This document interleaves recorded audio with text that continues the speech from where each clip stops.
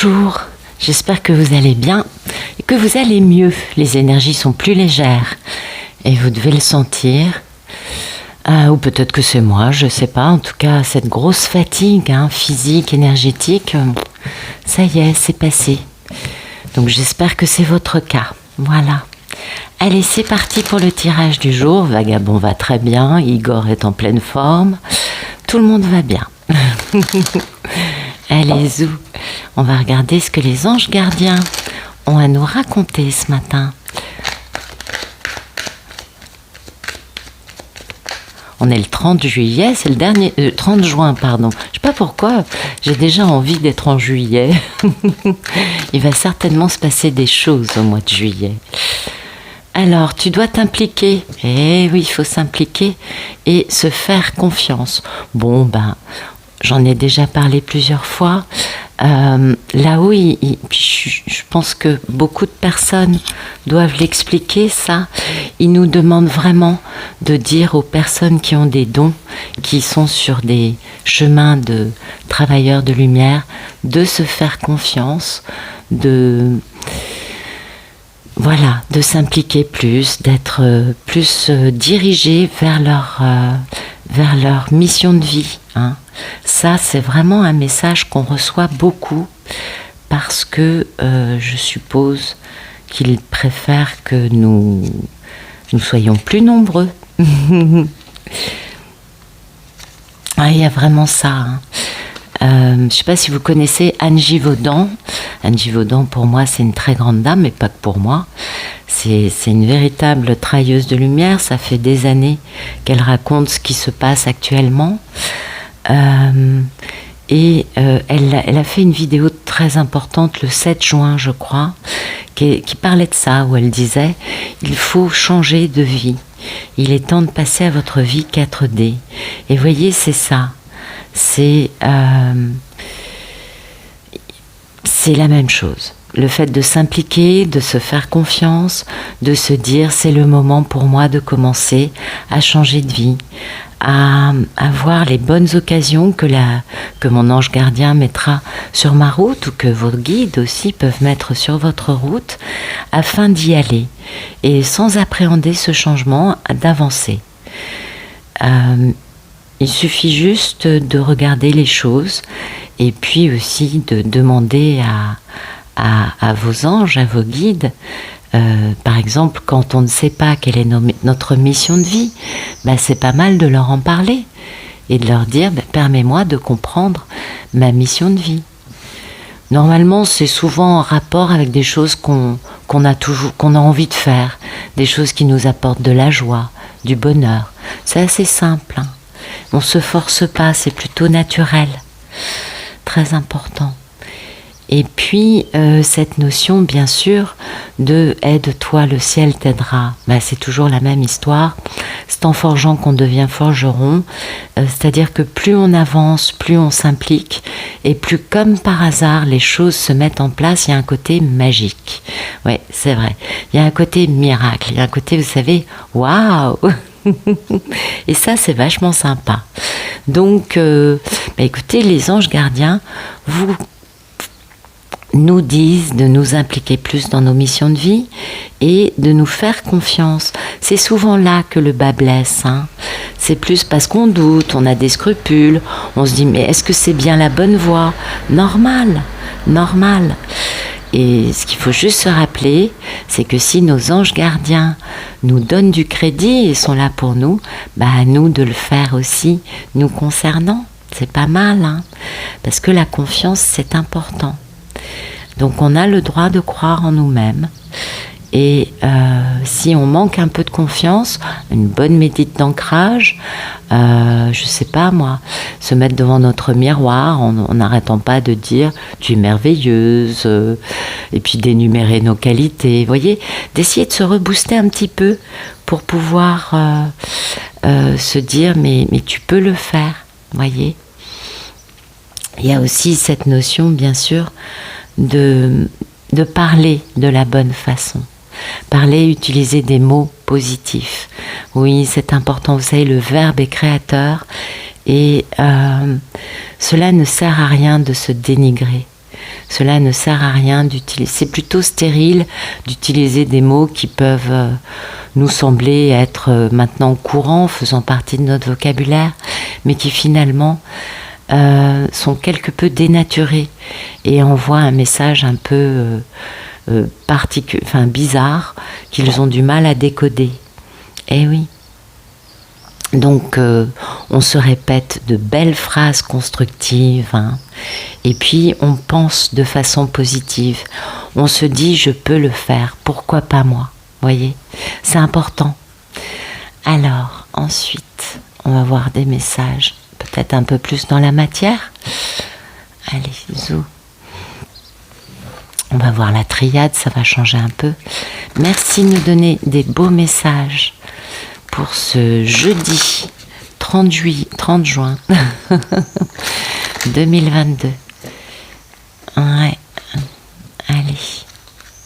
La paix dans le silence. Bon, on se ressource. Hein.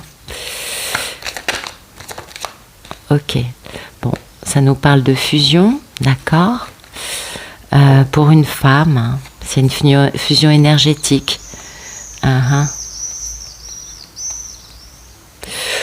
Oui, on va voir autre chose. Merci de me parler.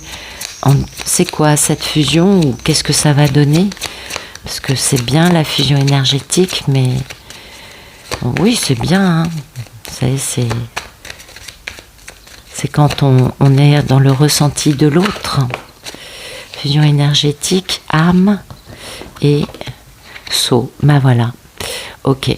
Cette fusion, elle nous permet vraiment de comprendre que on a un contrat qui est scellé, un contrat d'âme, un contrat qui a un côté foudroyant. Hein. On va rapidement passer une porte grâce à des messages ou grâce à de la communication emplie de sagesse pour mettre de l'ordre. De l'ordre par rapport à une situation qui est quand même un peu un peu dark, avec un certain petit point blanc au bout, mais quand même une notion de on n'en voit pas le bout, voyez, parce que c'est une nécessité, c'est quelque chose qui remonte à très longtemps, qui peut être aussi quelque chose de karmique, et l'idée maintenant c'est de dépasser tous les problèmes, de tout régler de façon durable, afin d'en finir avec ce cycle d'initiation, par rapport d'initiation grâce aux émotions pour une femme, hein, afin d'être dans la belle énergie de la paix. Le sacrifice a permis de se connecter à sa part divine.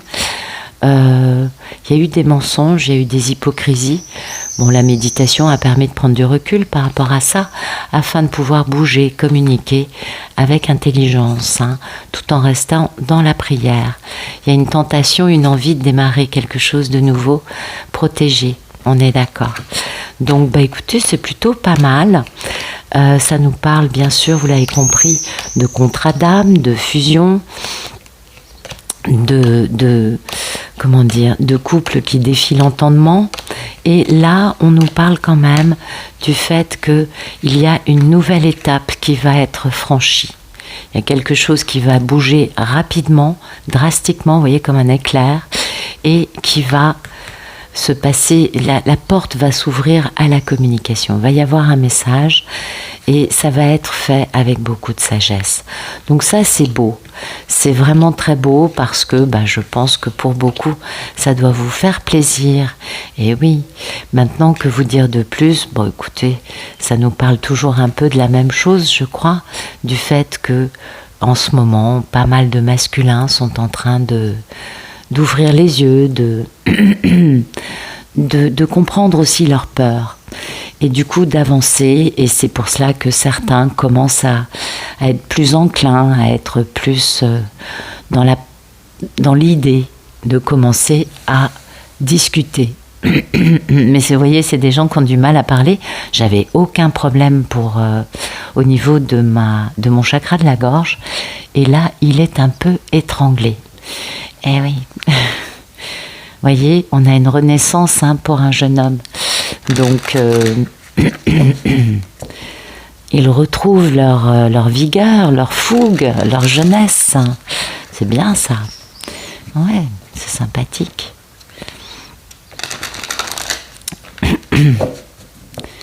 Ouais, c'est très bizarre, j'ai la gorge complètement étranglée. Donc c'est un monsieur qui a vraiment du mal à discuter. Ça a dû être un long silence et depuis il s'est un peu pris les pieds dans le tapis. Vous savez, parfois on évite de penser à quelque chose, on le met sous le tapis, on le met de côté. Puis à l'arrivée, waouh, on se dit, oula, oui, j'aurais peut-être dû réagir plus tôt, gérer ça un peu plus tôt. Vous savez, quand on veut éviter quelque chose, on a toujours 10 000 façons, 10 000 bonnes raisons de le faire, n'est-ce pas? Merci de nous donner des beaux messages pour ce jeudi 30 juin. La loi, peut-être la loi de ce contrat d'âme, hein. Eh oui, l'initié, l'âme sœur, le désert, la sagesse, la séparation, l'enfant, la révolution. Ok. Bon, écoutez, il y a des très très très belles choses qui arrivent. Pour l'instant, on est toujours dans la même notion de fusion, hein, de quelque chose qui est là. On nous parle quand même d'une loi, c'est-à-dire de quelque chose d'immuable pour quelqu'un qui a compris, qui a ouvert sa médiumnité, qui a ouvert une connexion différente. Ça me parle bien, vous voyez, de fusion, cette connexion différente avec son âme sœur. Grâce à une traversée du désert, on a trouvé une sagesse dans cette séparation. L'enfant intérieur a pu revenir, ce qui a révolutionné les choses de façon instinctive. Et la fidélité est là, dans une créativité au niveau de l'amour. Donc il y a vraiment quelque chose de beau, quelque chose de... Parce que pour moi, la loi, je ne sais pas pourquoi, je l'associe à ce sceau de Salomon, quelque chose... Alors c'est peut-être la loi divine, ça peut être ça, bien sûr, mais en tout cas, c'est quelque chose de scellé, quelque chose qu'on doit faire, qui est dans les textes de loi, qui est une règle. Merci de nous en dire plus sur cette loi, cette notion de loi pour une personne initiée.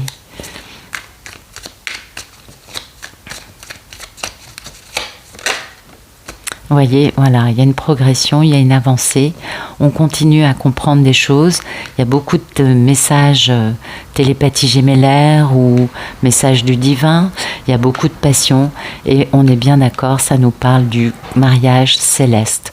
Ça, ce mariage céleste, pour moi, c'est cette notion de fusion dans la triade. D'ailleurs, on retrouve vraiment les deux anneaux sur ces cartes, c'est pas anodin à mon avis. Et oui, en effet, il y a cette notion de progression par rapport à cette façon dont ce couple fonctionne. Et c'est pourquoi ça me renvoie à la télépathie gémellaire, au fait d'avoir des baguettes magiques pour transmettre des messages à l'autre, pour permettre à l'autre d'avancer. Vous voyez, cette notion de progression aussi, on avance, on s'élève, on grandit. Et tout ça, c'est très important parce que si on n'avance pas, ça va être difficile de retrouver l'autre. Et oui, pour qu'il y ait cette... bon, alors les retrouvailles peut-être pas, mais la réunion en tout cas, pour qu'elle ait lieu, il est important que les deux pères protagonistes s'alignent vraiment avec leur moi supérieur. Il y a une notion de papier et puis d'élévation spirituelle. Une élévation qui s'est produite pendant que les choses étaient à l'arrêt et qui va permettre de récolter des fruits, de moissonner. L'automne, c'est une période de moisson avec l'été. Et en faisant le premier pas. Mais voilà, il y a de l'indécision et pourtant, on a un beau conquérant face à une femme. C'est joli. Eh oui. Mais bon, il y a une indécision parce que c'est difficile de faire un premier pas quand on a laissé un petit peu trop de temps passer. C'était ce que nous expliquait la triade. Donc je pense que ça doit parler à des personnes dont le monsieur n'a pas communiqué depuis un certain temps. Et après, du coup, c'est difficile de revenir, mais ça, vous le savez, je vous apprends rien. Voilà. Bon, écoutez, je vous souhaite une excellente journée. J'espère que ça vous aura plu. Et puis, je vous dis à bientôt.